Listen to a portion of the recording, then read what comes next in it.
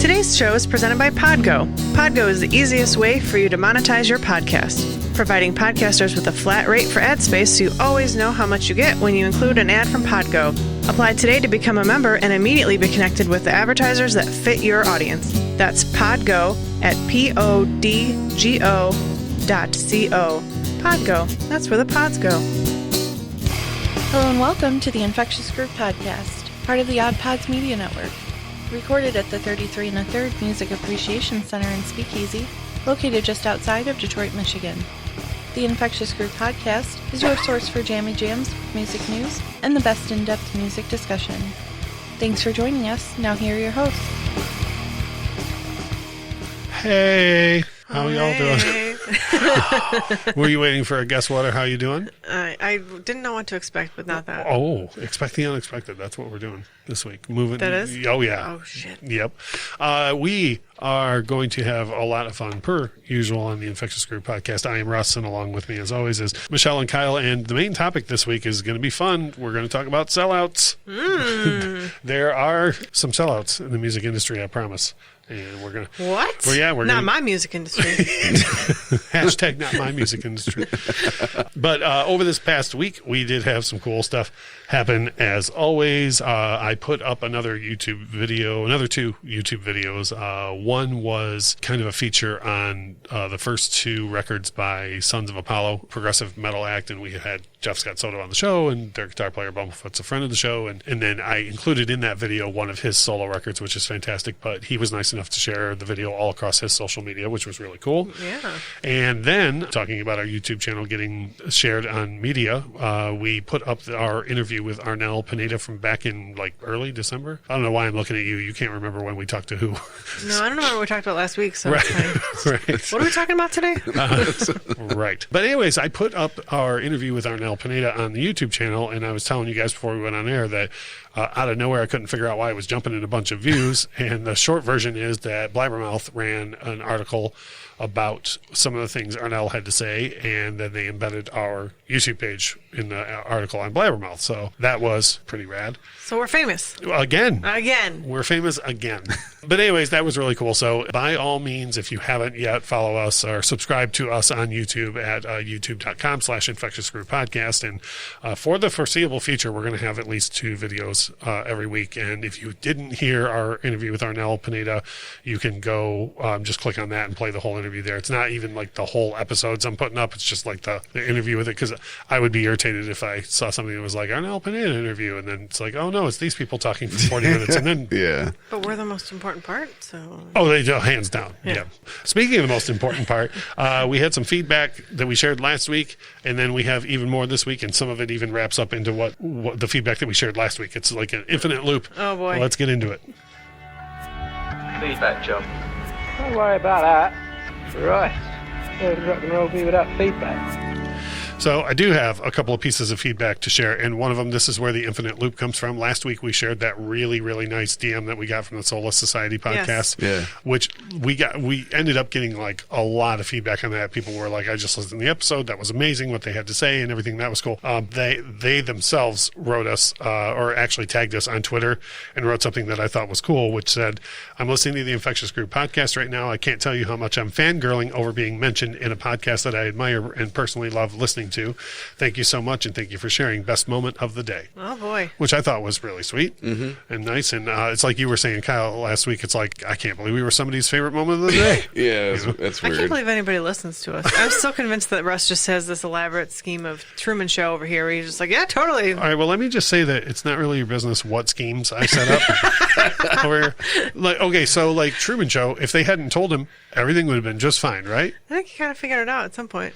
That's for one of the many other... You know what? We'll send that over to the Super Media Brothers on the Odd Pods Media Network. They can take care of that. We got some more feedback regarding a topic that seems to come up more often than not on this show, which is the Titanic.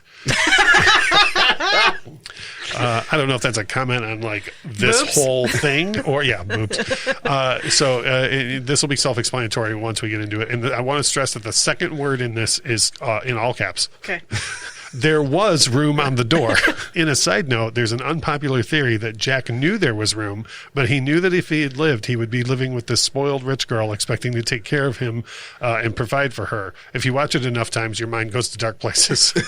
That is not accurate. I mean, first of all, it's just an opinion. And second of all, that's not even what drew you to the movie. Well, hold on. Will you... I'm so sorry to ask you this again. Will you refresh our memory? What drew you to the movie? I think there were two things that drew him to Yeah, was it a pair of things? Yeah. Boobs. Oh, that's right. Uh-huh.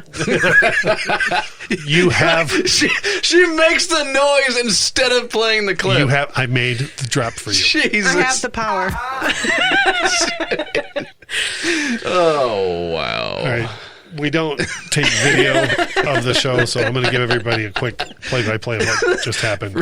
Several months ago, I worked very hard to provide Michelle with all of these sound clips that she could use throughout the show. Things like The Price is Right losing horn, Michael Jackson saying he.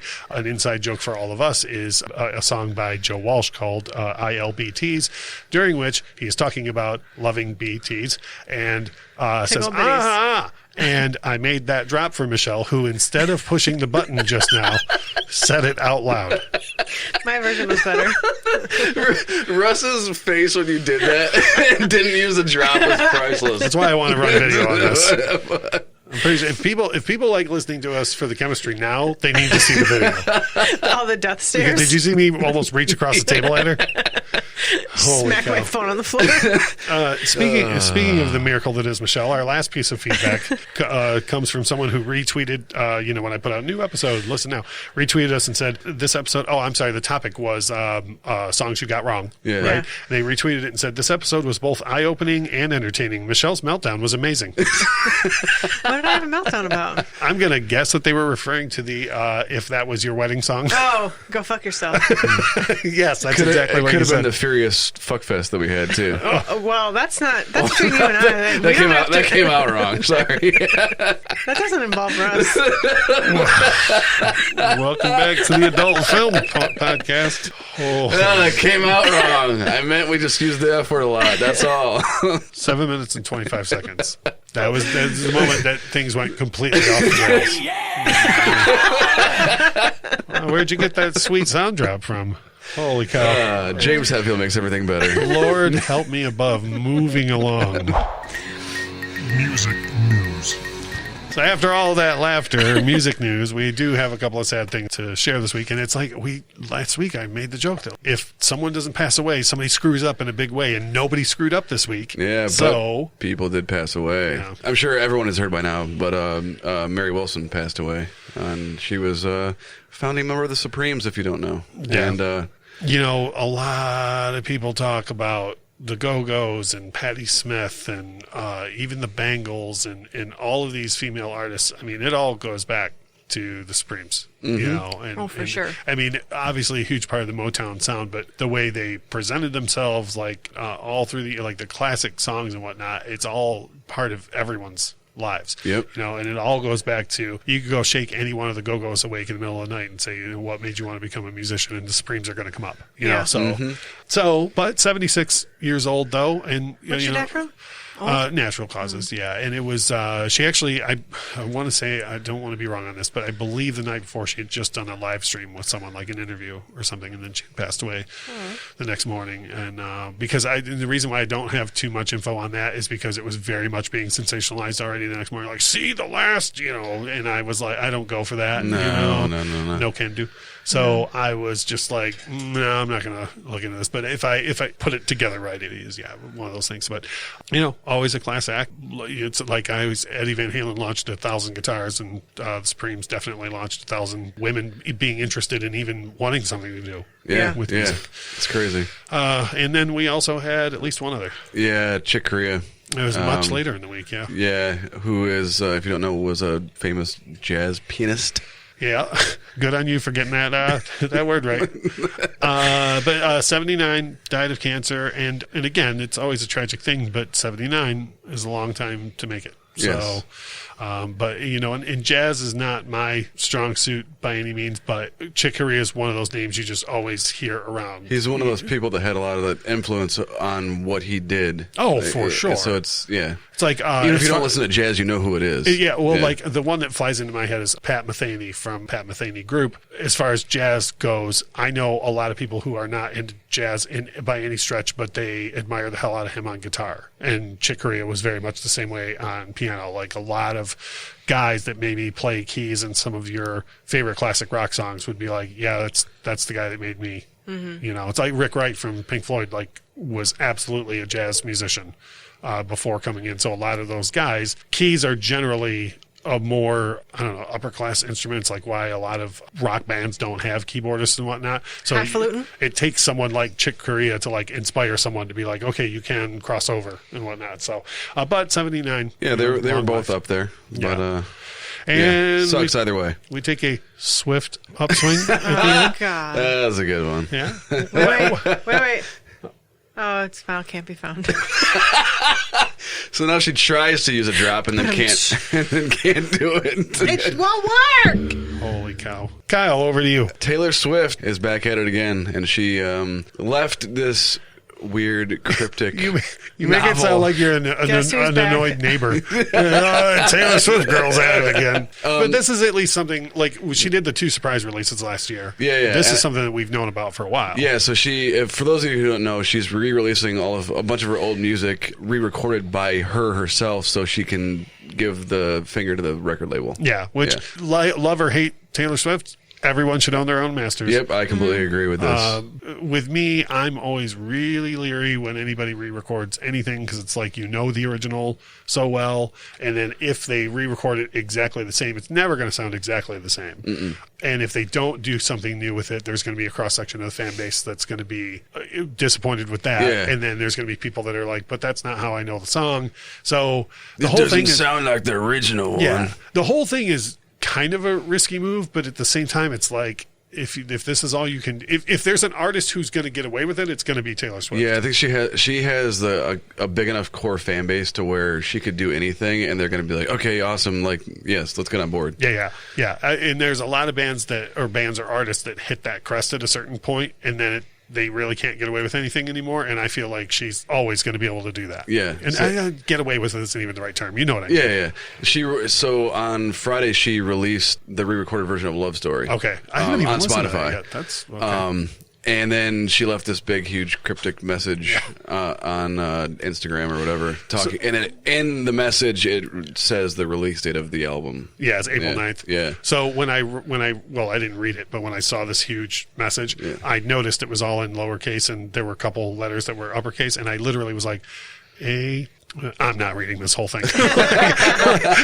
And then so I just Googled it, and I was like, because I figured, and so I was like, Taylor Swift hidden message, and it was like April 9th, and I was like, there it is. She didn't have a too long didn't read section? Yes, yeah. So, but one thing I will say, though, is, and apparently this is going to be the thing with every album, is it's not just a re-recording of the record. She's adding in a bunch of songs that she wrote at that time. That the label didn't want for whatever reason. Like the label was like, okay, that's too many breakup songs, or that's too many happy songs, or whatever. So this is going to be like the whole piece that she did at the time. It's not exactly the same thing, but the only thing I can equate it to is when after Tom Petty passed, they put out an album called Wildflowers and All the Rest, which people. There's a misconception out there that all the rest is just like stuff that was around that time. Tom Petty originally turned in Wildflowers to the record label as a double LP set. Yeah, and they didn't want to do it. And they were like, nobody's going to buy a double album from Tom Petty, which, then it went on to be universally praised as his best record. So the one that's out there now is the complete album the way he wanted it in the first place. So he only had to die to get it? Right. And the Taylor Swift thing looks to be about the same thing. It's not like, oh, these are songs that were throw-offs. It was stuff she wanted on there that didn't make it. And if you want to listen to what's out now, if you go and search for it, it says Taylor's version in parentheses after after it says Love Story. Yeah. And if her last year's history is anything to go by, there's going to be 11 different vinyl pressings of it when it comes out. That's a lot. That is a lot. 11 is a huge number. So there'll be many ways to consume it. But we talked about it before, but to me that's awesome because all of her little kitty fans are all going to buy vinyl. Yeah, it's an industry. Yeah. Well, and the difference is that there's substance there. Yeah. Like whether or not you're a huge Taylor Swift fan, it's kind of like Garth. Like whether or not you're a huge Garth fan, like you have to agree that there's substance there. Yeah. Right? Yeah, well, everyone but Michelle has to agree that there's substance there. And with Taylor Swift, like I wouldn't even classify myself as a huge fan. Like I like a great deal of what she's done, but I'm not a huge fan. I am not. But I respect the hell out of her position, and I don't think that she's going to put anything out that's like outright bad. So anyways, so that was that. And hey, look, everybody, I did the segments in the right order this week. How about that? Moving right along. Our jammies. I only have 2 this week, and one's not even by a real band. Is it by you? Yes. Russ has been listening to himself a lot. All right.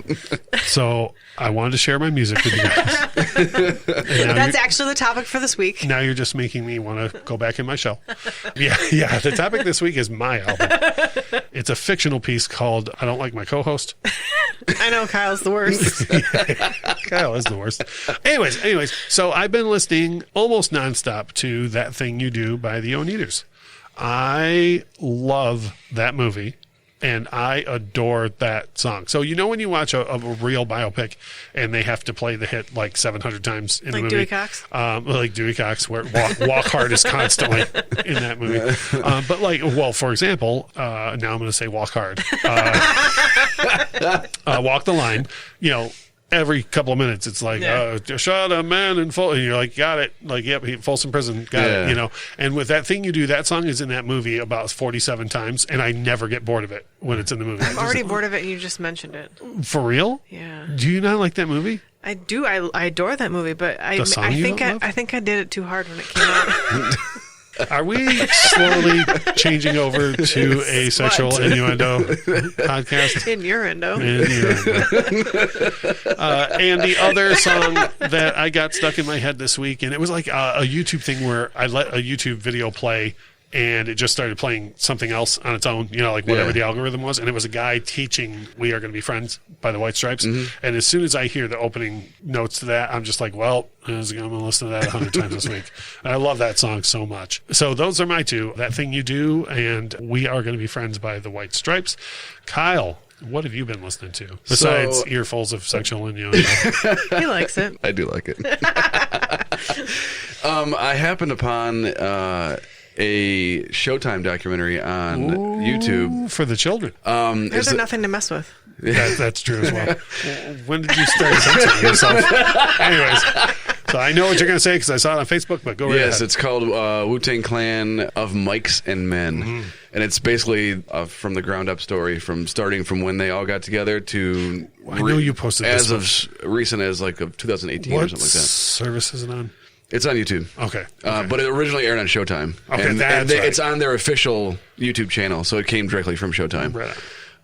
And damn, is it fantastic, and that led me to listen to a whole bunch of Wu-Tang Clan. Yeah. Well, I mean, it's forever. Yes, it is. I don't think I know any Wu-Tang. Are you being serious? Yeah. So...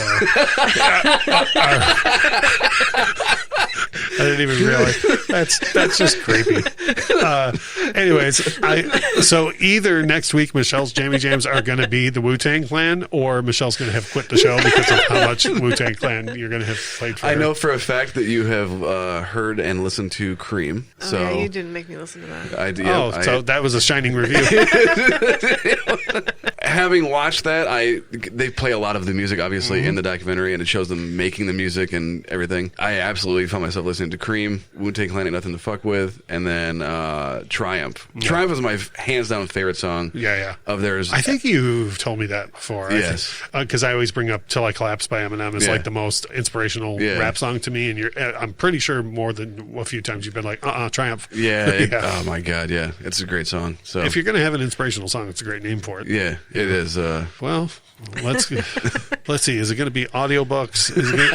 Some weeks probably, it's probably NPR. Some weeks I just wanted to be like, so I was listening to a lot of commercials this week. Did you know there's a song called Go Your Own Way? I've just been done with noise, so I just drive in silence now. Yeah, you just let the rage overtake you. So what have you been raging to this week? Well, is it more anger music? It is not. I like mashed potatoes. Oh, that's right. Do You Love Me by the Contours? Yes. So I gotta derail. I put that on Twitter because every so often I'll be like, I have this song stuck in my head, and we get a lot of interaction on that. People will be like, oh great, now that song's stuck in my head, but I love that song, you know. So I put that out there. I was like, today's, this song stuck in my head is brought to you by Michelle, who's got Do You Love Me by the Contours, and she replies and she's like, just the mashed potatoes part.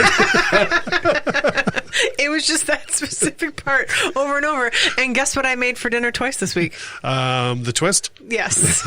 Mashed potatoes. So it's and been a the mash. whole when you were making them, were you like, I can mash potatoes? I can mash potato. Well, I don't know. I mashed the potatoes. Wait, hold on. You know what? No, you did not. Hold on, real quick. Kyle, give us a review. Can she mash potatoes? She can. Okay. It's only if I help, though. Shut the fuck up. And what else were you listening to? And then also, Parker Millsap came out with another single this week. It's called Vulnerable. I don't love it as much as the first single that came out, but I do love it, and I think it's more of his old stuff, which I think it's not like Fine Line. It's yeah. I love the first two albums too, though. Yeah. So I think it's not as country's not there. It's not folky as the first two, but it's not as like rock as the. I'm trying really hard to wait till his album comes out. Like I haven't on purpose. I haven't listened to the one single, and I'm going to try not to listen to this too. And then the other day, I found out the release date for Wolfgang Van Halen's record is June 11th. Is the day before Record Store Day, and he released a second single off of that. But I'm trying hard not to listen to it. I love Distance, but like I want to listen to the whole piece when it comes out. And Parker Millsap, I'm doing the same thing. I'm like, I can do this. I can be strong. I did that when Roger Waters put out his last record. I listened to like a minute of the first single, but there was like 4 songs off of it out before the record came out.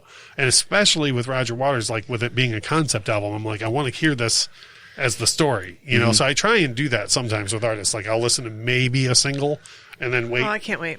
Yeah, well, I know. And patience is... my strongest suit. I was going to say not her virtue. Right. Well, no, impatience is.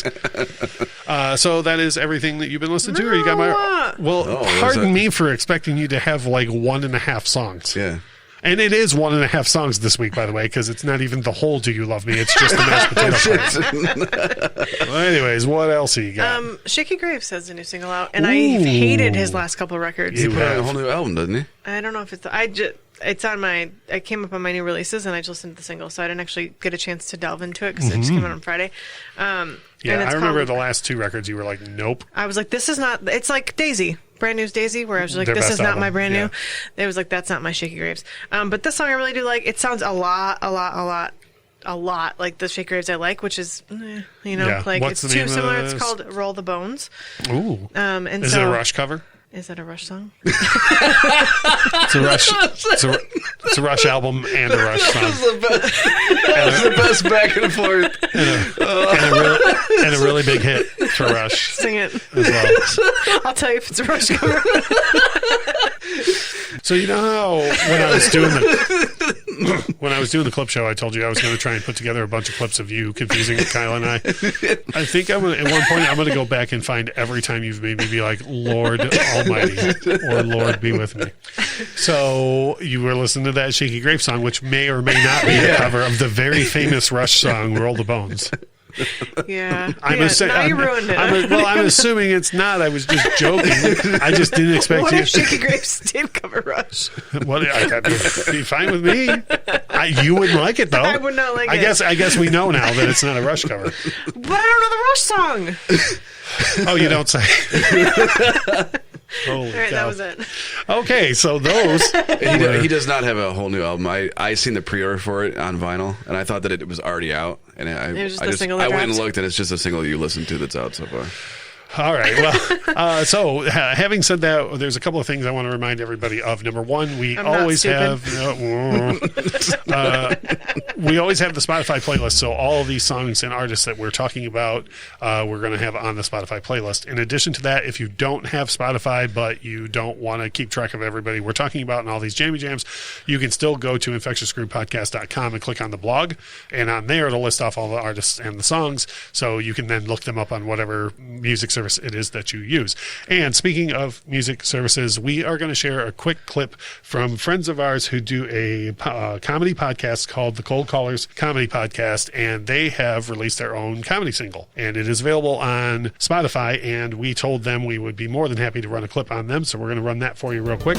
Tears fall down my face. I'm a blubbering mess, and I must confess, my spirit animal is a Care Bear. I cry for joy when I'm in new underwear. So you can check that out. Like I say, go to Spotify. I'm sure it's available on more streaming services, but I use Spotify, so that's where I look. And it's the Cold Callers Comedy Podcast, and that is the first piece of like music parody type music that they've done. And we were more than happy to run it for them. So in a couple minutes, we're going to come back and we're going to get talking about sellouts. Now, these are people who knew what they were doing in the music business and then chose the wrong route, as opposed to Michelle, who just doesn't know what she's doing at all in the music business. We'll be back in a minute. Welcome everybody to the Potaskew Podcast. I am... Whoa, dude. No. This is our promo, not the show. I'm Rico. Oh, sorry. I'm CJ, and we're the hosts of the Potaskew Podcast. We're fans of pretty much anything and everything pop culture, including movies, TV shows, books, video games, comics, music, and of course, Kevin Smith. Now, while we do keep our fingers on the pulse of Silent Bob, he certainly doesn't need our help in promoting him. You got that right. We do our own thing, with inspiration from the man himself and his mantra of why not. We've got stories about celebrities we've interviewed, theories of our own for certain movies, and we can usually tend to have a great debate about anything. We also do commentaries on movies. Sometimes we ask our fans what they want to watch with us. So if you love the timbre of our vocal cords and want to watch a movie at the same time, give us a listen. Stay tuned every Monday, there's always something new. And if you've been good this year, we may even give you a bonus episode from time to time. So please be good and subscribe to and enjoy Potaskew, founding member of the Odd Pods Media Network. Hi, I'm Jules from Riddle Me That True Crime. I'm Robin Warder from The Trail Went Cold, and Jules and I want to tell you a little bit about a case that means a great deal to us. The death of 9-month-old baby Jacob Landine on April the 10th, 1987 in Socorro, New Mexico. The day prior to his death, on April 9th, baby Jacob was being watched by his mother Brenda's new boyfriend John, not his real name, in his mobile home on 1453 Fatima Drive. While John was babysitting Jacob, Jacob would incur what would be his second head injury in a period of weeks. The prior head injury was a subdural hematoma, or brain bleed, and it was serious enough that it needed to be lanced to take pressure off baby Jacob's brain while being monitored by doctors over the course of several days. The circumstances surrounding how Jacob was injured and subsequently died are murky at best, with the suspect giving multiple versions of the events of the day, ranging from Jacob choking and accidentally hitting his head while trying to dislodge a cookie, to Jacob falling and John returning to see the injured infant. The suspect also reportedly confessed to officers that he was indeed responsible, but there is no paper or audio record of this confession in the police file. The reasons given by the DA for not pursuing the case are confusing as well, with one of the reasons being that they were worried that John would file charges against the state. It was the opinion of the doctors that baby Jacob was struck in the head and this was no accident. In the years to follow, John goes on to sexually abuse young Eric, as well as physically abusing his mother Brenda, and emotionally abusing and isolating them both, making their world very small. During the autopsy, layers of abuse seem to be present. A healing rib fracture from around the time of the first head injury is also discovered. It's impossible to say exactly when the injury took place, but what is clear is that someone was abusing young Jacob, and that person was most likely John. Eric Landine, Jacob's brother, has been fighting to get justice for him. However, he faces some obstacles such as the statute of limitations of 6 years on second-degree murder that State Representative Bill Ream has petitioned to have overturned. Join Robin and I, as well as criminologist Dr. Ashley Wellman, an investigative expert, a legal expert, a forensic psychiatrist, as well as Jacob's brother Eric, as we explore all angles of this case and try to bring awareness, understanding, and hopefully, ultimately, justice for Jacob. The series starts on March the 1st. Tune in on your favorite podcast app. Hi, I'm Dietrich. I'm Alex. And I'm Ben. We're from the podcast That Song From That Movie, the journey through the very best and worst of movie songs. We want you to join us on our voyage across the cinematic sound waves as we take a deep dive on a new song and movie each week to figure out just what makes them tick. Already we've set sail with Celine Dion on the Titanic, found a friend in Toy Story, and gotten drenched out in the rain with Butch Cassidy and the Sundance Kid. Hopefully each breakdown allows us to answer the ultimate question of what's better, the movie or the song. Or at least learn something new along the way. Just like learning that Toy Story 4 is a meaningless cash grab without a soul. You can subscribe right now on all good podcast platforms. If you use one of the bad ones, then that's on you, and we can't be held responsible. Subscribe to That Song From That Movie. I'm Midnight Agent Raw. And I'm Okami. We are the Super Media Bros podcast. And each week we give a comedic take on all forms of entertainment such as movies, music, video games, television, and much more. So put your shades on and listen to us on Apple Podcasts, Spotify, or wherever you listen to your podcasts. Shades on. We're off. And we are back, and we're going to get into our main topic, which I feel like I talked to you guys about. I've got like some discussion points, but I feel like a lot of this like overlaps, because when you get into what makes an artist a sellout, there's so many different standards that have been over the years. You know, different standards for different people. Yeah, for sure. And it's just, I don't know. It's a weird thing where everybody has different standards for everyone, and like even people who are fans of certain genres, punk fans have an entirely different standard. Like if your song gets played in a Volvo, like if a person driving a Volvo plays your song, they're like, sell out, you know, or if your record, like when Green Day blew up, punk fans lost their mind, and it's like, well, it's not their fault. A lot of people like their music now. Exactly. You know what I mean? Yeah. So, or even the Metallica argument. Every Metallica fan was like, as soon as the Black Album came out, was like, sellouts, and it was like, no, they just made shorter songs, dude. Calm down. I love the Black Album. No, I know, but their fan base lost their mind. So because more people like their music, that's them selling out, because they should continue to make shitty music. Right. So Well, no one likes them. thing specific to Metallica, and we'll get into this, but a lot of people feel like when you change what you're doing about your music in order to sell more. With Metallica, was specifically the fan base's complaint was, you know, because they were used to doing 8-9 minute thrash metal songs, and then all of a sudden they come out with these 3 and 4 minute songs that are like more or less formatted for the radio. And Metallica fans were like, not up in here. Did Metallica come out and say, we did this because we want to make more money? No. Okay. So anyway, having said that, let's go around the horn here. Like, Kyle, what do you think makes an artist? And again, this is broad because we're going to get into more. I'm torn about the entire thing, because I think the entire.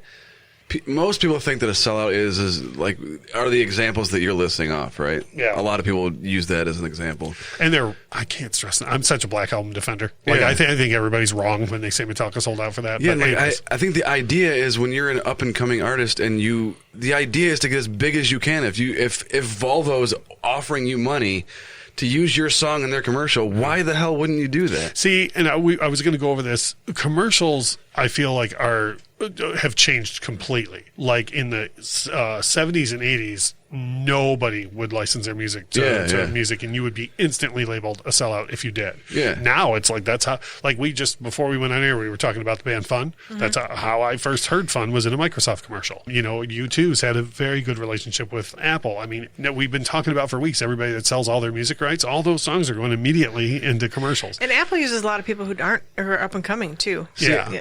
I don't. So you don't. Here out today, it's not just if you put your song in a commercial. No, because I'll give you an example. We were watching Working Moms. Immediately when the song came out, I knew what it was, and it was an Orville Peck song. I wasn't like, oh, this sellout, he put a show on this dumb show or whatever. I was like, oh my God, it's amazing that they used Orville Peck in this show. I've been that way ever since I was little too. Yeah. Like and we'll get into this, but like when Michael Jackson did the Pepsi deal. Yeah. I was just like, hold on a minute. First of all, I get to watch Thriller and Beat It and all that stuff, and then I get to watch him on a award show, and then he's going to randomly come on TV and sell me Pepsi. Hell yes! I was like super excited. And I do think sometimes what people think selling out is based upon their beliefs towards certain things. Like I'll give you another example. When I see a big, huge rapper promoting Sprite or something like that, when they could be promoting something that's way better for the people that are listening to their music, and not some sugary water shit, then to me that's like you could be Sprite, sugary water shit. You could be promoting anything. something healthy, and you're promoting Sprite because they threw a giant check at you. I don't think Kale's throwing money at people. And I do agree with that too. Like, I think what you're endorsing matters a great deal. But let's circle back to that because we got a whole chunk of commercial stuff to get into. Michelle, what do you think makes an artist a sellout? So I was trying to think of. I was like, oh, this definitely makes an artist a sellout, and then I was like, wait, but this other artist does that, so that's not true. And I've been struggling with this all week. For instance, I was like, when commercials, like I feel like at some point I did think that was what made you sellout, but not. I think everybody did it, but not now. But then I thought it was such an asshole thing when like you didn't hear the Beatles in commercials because they were like, you can't use my music, and I was like, but what difference does it make? Like, is that it's like why is it okay for some people to do it and not the Beatles? Well, to hear Paul McCartney sell, because the thing that happened with the Beatles was Revolution very famously got licensed to a Nike commercial in the late 80s, and all their fans lost their mind.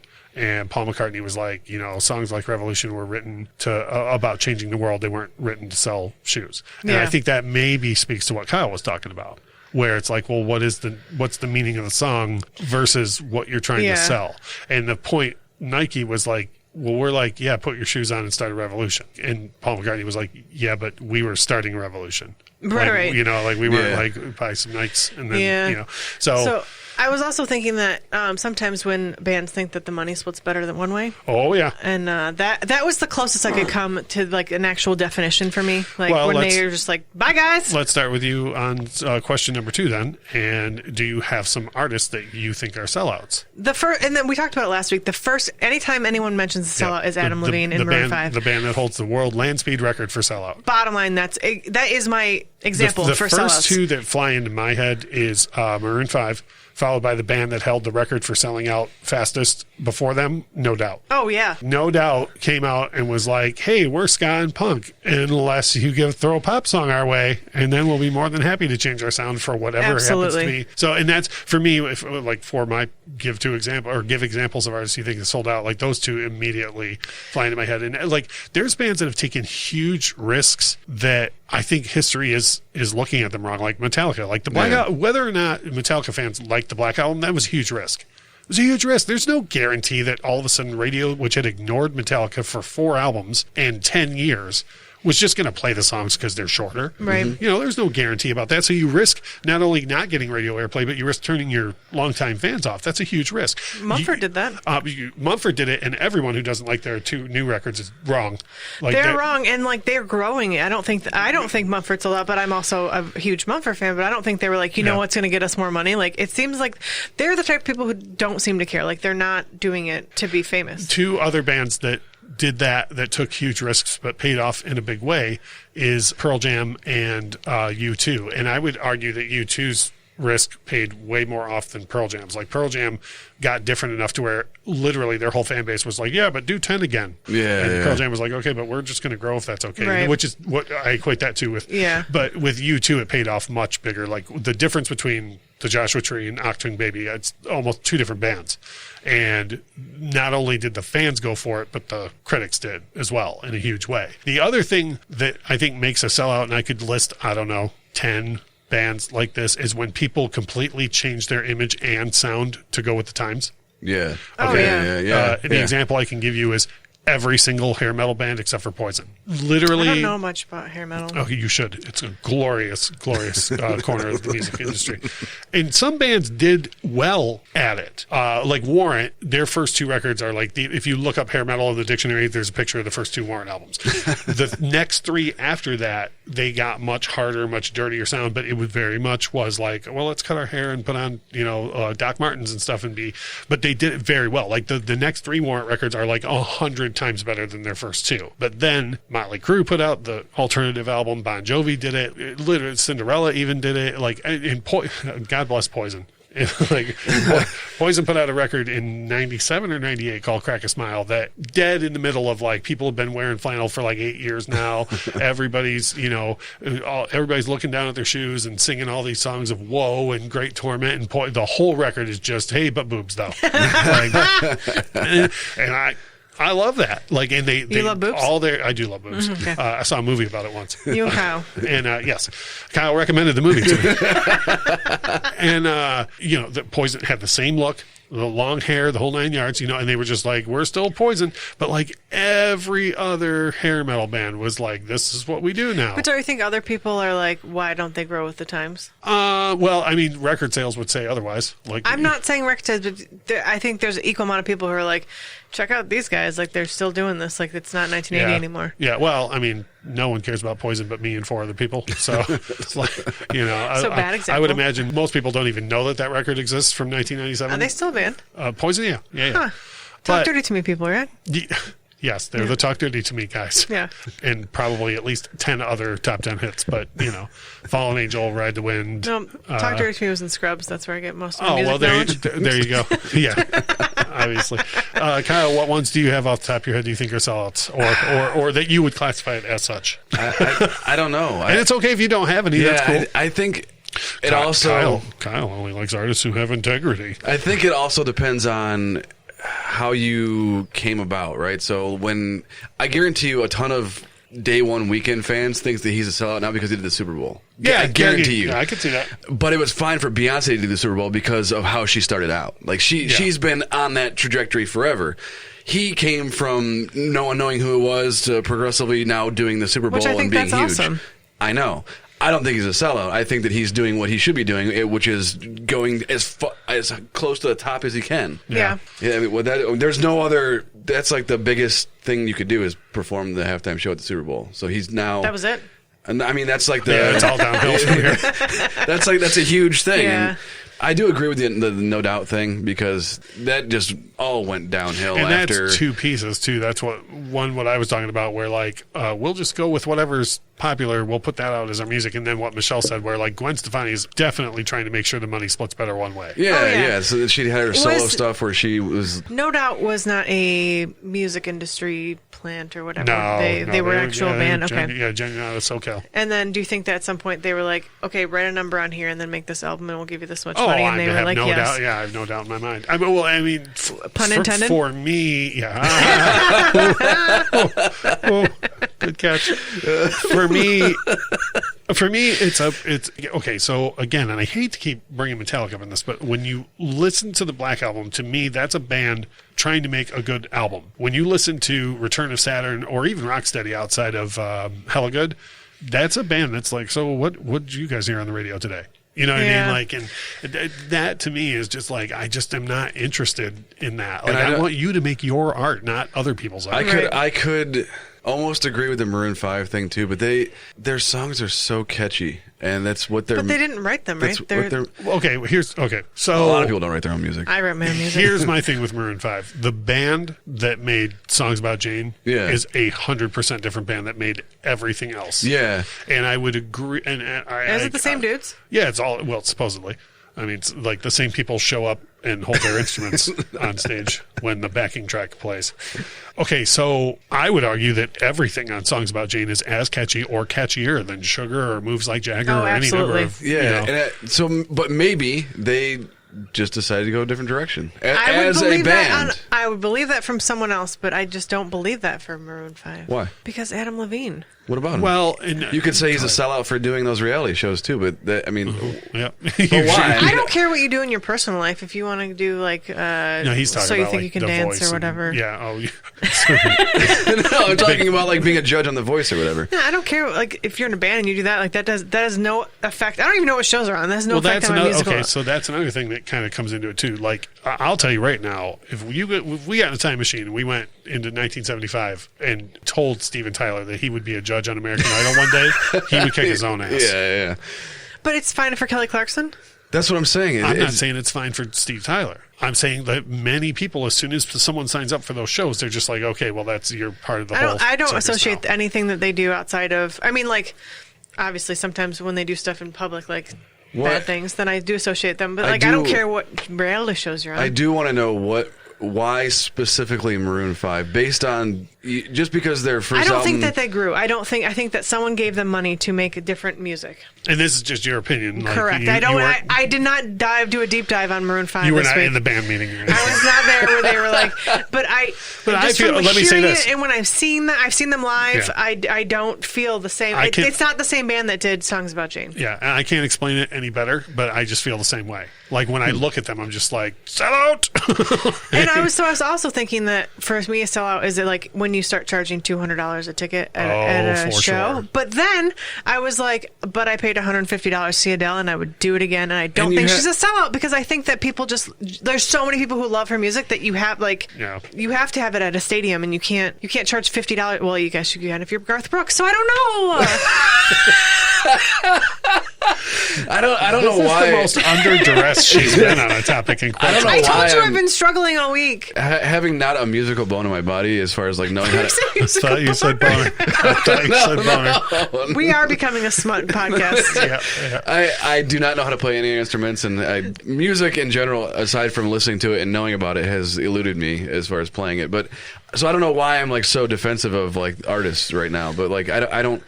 Well, I mean, it's a personal thing. Yeah, if I was an artist and you were at one point like when I went and seen The Weeknd at St. Andrew Hall, I think I paid like $20 to go see it. Now you're going to pay $200 to go see it.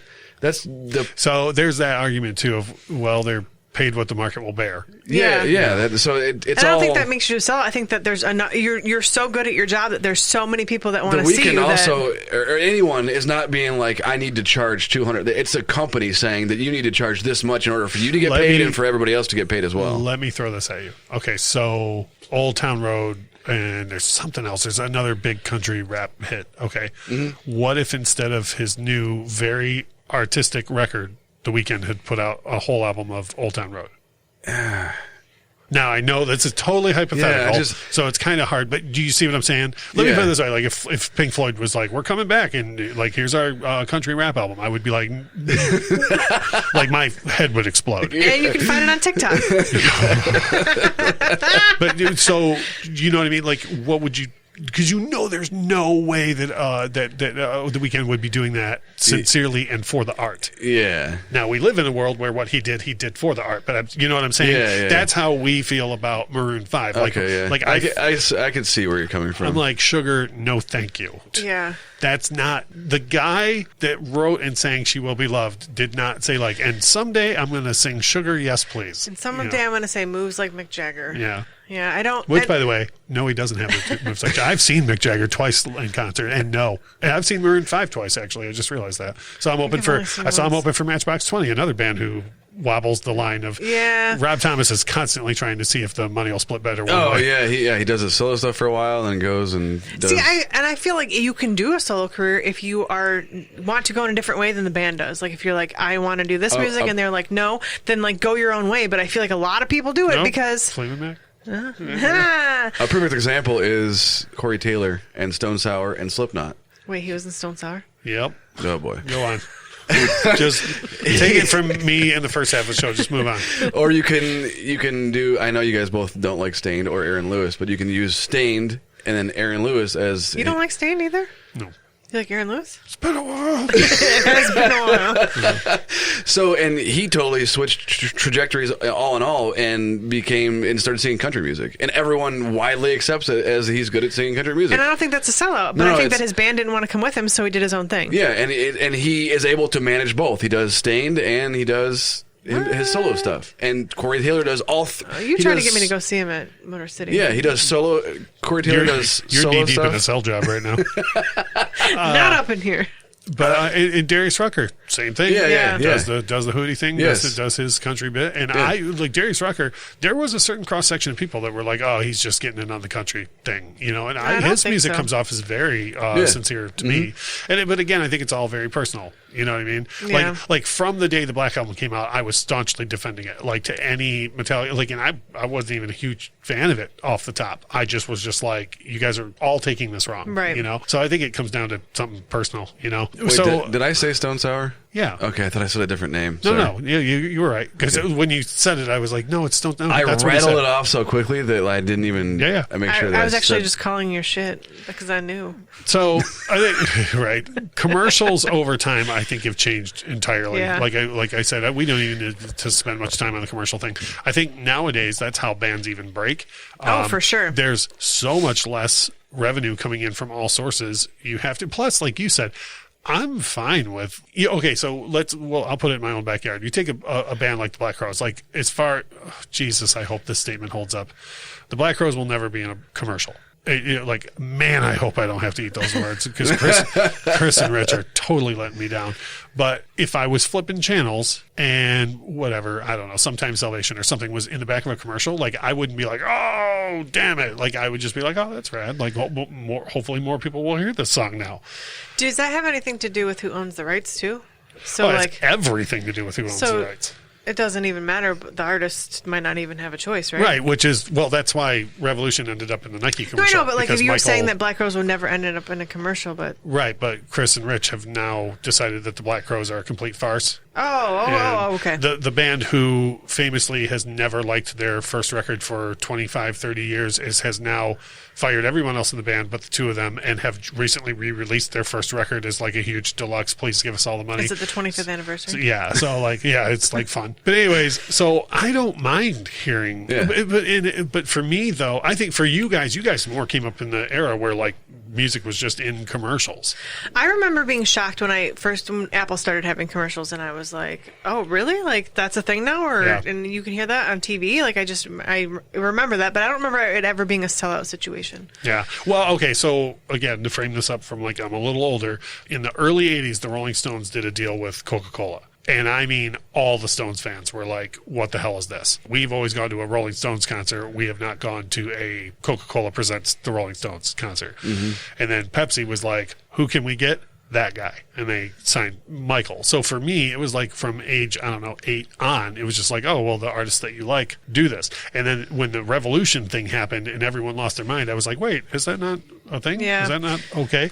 But again, I think what you said earlier, Kyle, I think it really matters what it is too. Yeah.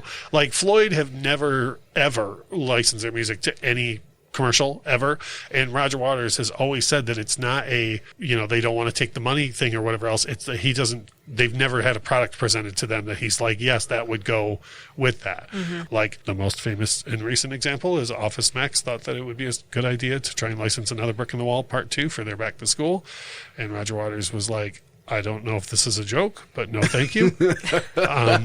And like according to Roger Waters, that's all they've ever got over the years is like H&R Block wants to license money, or whatever else. And Roger was like, no, thank you. So I think that very much matters though, right? Yeah. And like, well, you could say people probably think that Eminem is a sellout because or Dr. Dre's a sellout because he made Beats by Dre and sold it to Apple and now he's a billionaire. See, the Eminem thing though, I mean, he's from Detroit. He did a car commercial. Yep. You know what I mean? Like that to me makes sense, right? And the Dre thing, same thing. A producer's got to have good cans. Like that's not I don't have a horse on the Beats by Dre race as far as quality goes. You start out as a bottom level rapper. You grow. You become a huge producer. You're producing, and you have to keep growing, or you just stay still. So you get in with making these headphones, and then somebody offers to buy the headphones for some ungodly amount of money. Of course, you're going to do it.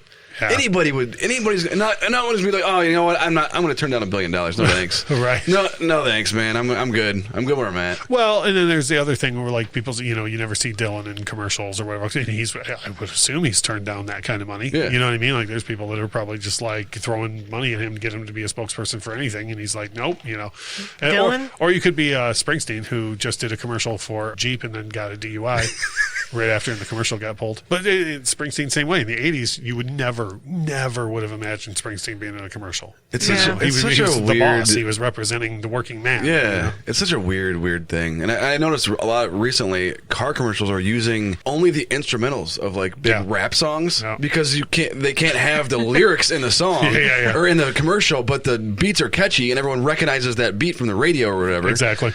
So it's just, I don't even know. It's a whole thing where if you're an artist, you can either stay where you are and turn down things because of principle and whatnot, or you can grow the way you want to and go upward. I think there's a whole other aspect of that too that you might be getting at. Not even grow as an artist, but like you might be able to get your hands in more industry and affect more change if you've got money and a higher profile. And I think Taylor Swift is able to affect a lot of social issues, and she doesn't even have to stand next to a truck with a beer can to do it. Yeah, she can. If Taylor Swift comes out tomorrow and tweets, "I feel this way about this cause," you will see half the nation change their opinion. Like probably a lot of people think that Lady Gaga is a sellout because she stood next to a truck and she just put out Oreos. Yeah, and. So that's a bit much because she's got a dancer's body. Yeah, she's not sitting around eating Oreos for sure. Yeah, but to she me, might.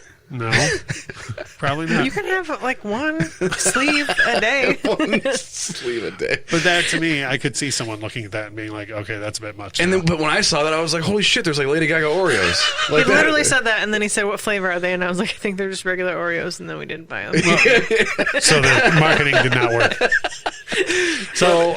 the last point that I wanted to bring up is another aspect that people think of people as like selling out is when they become what you call a legacy or a touring act, like the Eagles, where they don't put out new music, but they tour again. I do with all the hits. That drives me crazy. Why? See, a lot of people don't like it, and I'm like dead in the middle on it. I'm very uppity about some artists doing it and not others, and. Like all things, GNR is going to be my bad example. But like GNR has like 5 total studio albums that they put out 1 billion years ago. And like they just parade, like up the ticket prices and parade the band out again. Not to mention the fact that they're a shadow of how good they used to be live, but they keep jacking the ticket prices up. But the Eagles or whoever, I would just be like, hooray, I get to hear all the hits. You know what I mean? So, but what do you think? Like the Eagles. I was using them. See, people can say things as an example. I'm going to take that clip. I saw the Eagles in '94, and I was real upset because I was like, at least I'll get to hear Hotel California tonight, and then they opened with it, and I was like, now I have to sit through the rest of this concert. Then you go but sit at the bar. Yeah, well, I was 19, so. Well, you give someone to buy you drinks at the bar. Yeah. Oh, wait, hold on. So you're saying in 1994 at Tiger Stadium, at 19 years old, I should have gone up and made friends with a stranger and asked them to buy me alcohol underage at the Eagles What kind of concert. childhood did you have? I was Hey-mistering at 16. Oh, boy. Oh, Mom, I did not do that. Yeah, I was going to say, send the woman who was upset about her parents listening with the amount of time she used the F word last week. And now this week she's like, and so underage drinking. So anyways, Kyle, I feel like you have a lot of good points about this. So there are some bands that can do the legacy act thing, right? Like I still think that Aerosmith. Oh, for sure. Great example. I've never seen Aerosmith. But you saw Steven Tyler. Different. He opened with Sweet Emotion. Hold on. He opened with Sweet Emotion. He did Dream On some point in the middle and then closed with the classic, right? Yep. Same thing as an Aerosmith concert. Okay, but does the money split better one way for him? That's a whole thing like Darius Rucker where Steven Tyler wanted to do a country album. And he very did much country music. Is that the only time that... Yeah. Is that the only... Okay. As far solo? Yes. For Tyler, yes. Joe Perry, very poorly, tried to do a solo career in the early 80s, but that's the only time. But again, Tyler, instead of being like, Aerosmith's country now because I'm on American Idol and where country's the popular thing, he very low key. This is a guy who could play Comerica Park, but you and I saw him in whatever 500 seats or whatever the place sits because he was doing it, on the DL. But Aerosmith, great example. Yeah, and then like the bands that I wouldn't like that don't need to keep doing what they're doing is like the Rolling Stones. You're gonna get hate for that, but yeah. I stand with Kyle. Hashtag I stand with Kyle. I saw the Stones twice, 94 and 2014. Yeah. And I really wish I hadn't gone to the 2014 That's show. what I'm saying is they're on such a high tier and like the upper echelon of like legacy acts. They don't need to continue to do this stuff. So let me ask you this. So when you're 50... When I'm 50, I don't want to go see anyone right now that I'm listening to. The Weekend comes around for the 100th time. Nope. Ooh, Grace Slick over here. Grace Slick from the Jefferson Airplane and Starship and so on and so forth. Very famously, when she retired, they were like, but you can still sing. And like, why don't you? And she was like, anybody over 50 looks silly on a rock stage, me included. No one's heard from Grace Slick since then. I like the Rolling Stones, but I don't think that they need to keep doing what they're doing. I think that Don't they come out with new music sometimes? Yeah, I love the last single they dropped was fantastic, but then nothing. Mostly they had a tour lined up because of, but then got canceled because of. Oh yeah, remember I thought that. Yep, you sure did. She thought that all of the Rolling Stones might have died because she saw. Any of those, it starts to irritate me when you have all these bands or old school rappers or whatever have you. They play all these festivals together. Yeah. And it's like, why? Everyone loves you for what you did and why you're here. Why are you continuing to play the same 5 songs that we all know you for? Well, to get that payday. Yeah, I don't like that idea of stuff, and I like even when like they're not really a legacy act, but like Backstreet Boys and New Kids on the Block and all that kind of stuff. New Kids on the Block is a legacy act. Yeah, I would say so. I've seen New Kids on the Block. But we went together. They were fantastic. I meant to say NSYNC instead of New Kids on the Block, but so Backstreet Boys and NSYNC. I've seen NSYNC too. Right, but they don't have.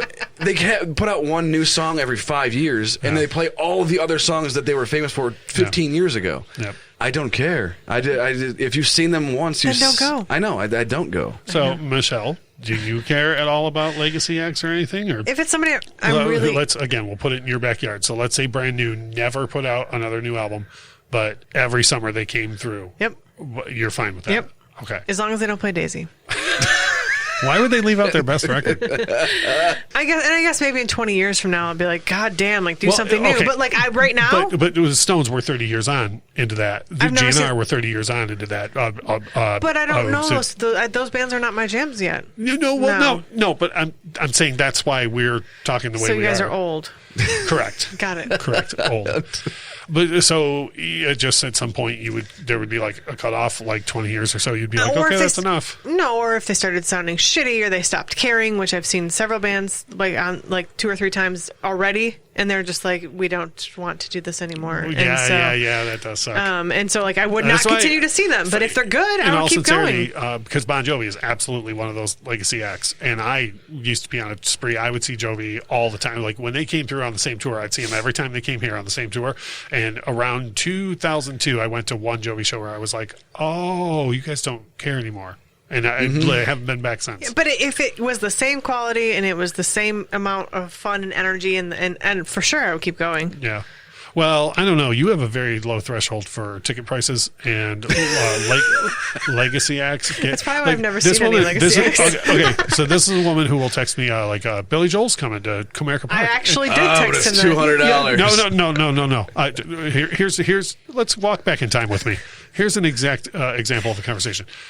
Incoming text. Billy Joel's coming to Comerica Park. Me, knowing the drill, replying, what's your threshold for tickets on Billy Joel? And then she'll reply like, oh, I don't know, $25. I'm waiting for a Groupon. Like, you can't sit in the bathroom at a Billy Joel concert for $25. I can sit in the parking lot at Comerica. And then I'll say, I'll reply to her with something like, just so you know, Billy Joel tickets are going to be like $250 at least. And then I just get back, I'm out. And that's how I missed Tom Petty. Yeah, and that's how you missed Tom Petty. And see, I think that. So I had to force her to go to the Steve Tyler show for free.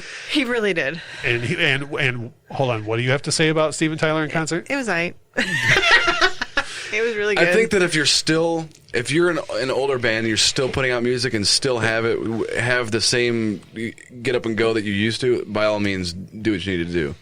But if you're going to play these small festivals and stuff just to play the same 5 songs for why everyone knows you, to make a couple of $1,000s off the show or whatever, that's dumb. So what do you think about Sebastian Bach at a bowling alley? I had a fantastic time at that concert. I'm not even being funny. You know what?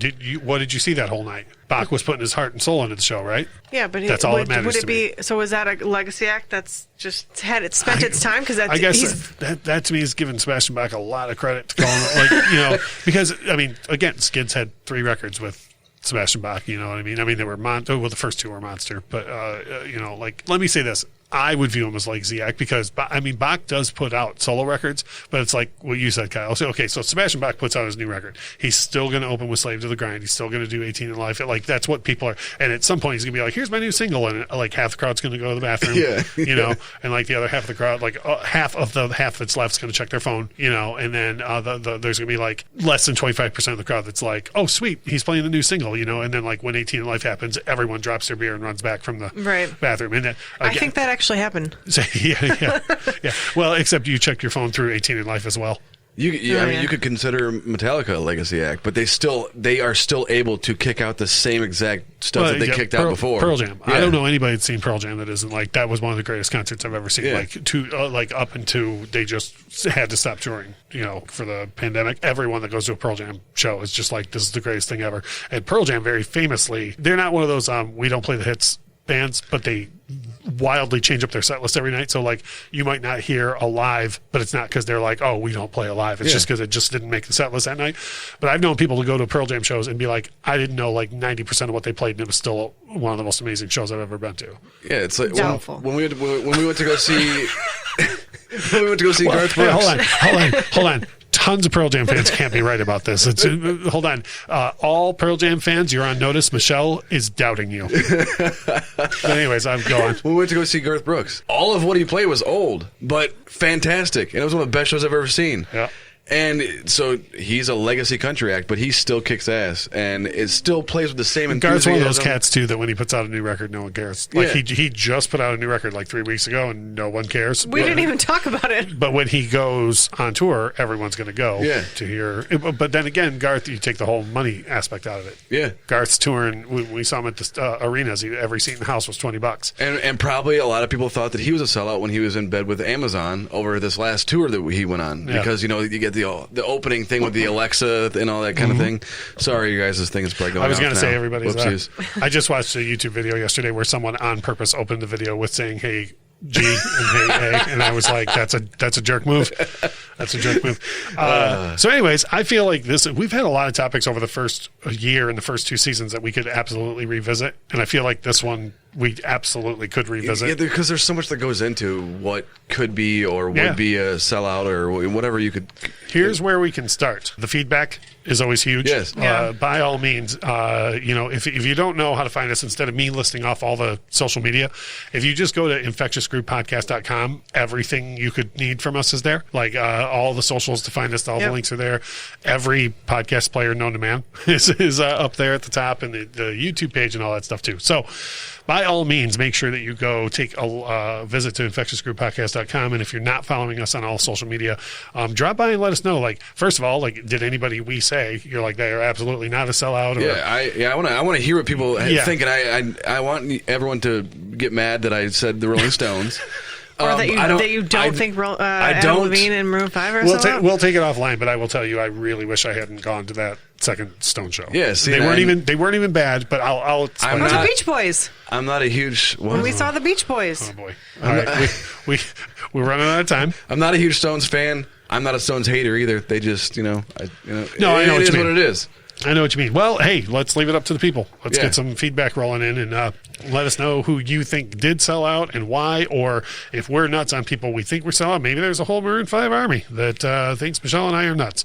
So we are going to cut this off. This has been really cool, and I hope that we get a lot of feedback from this and people letting us know what they think. So as we always say about this time, without music, life would be a mistake. Bye.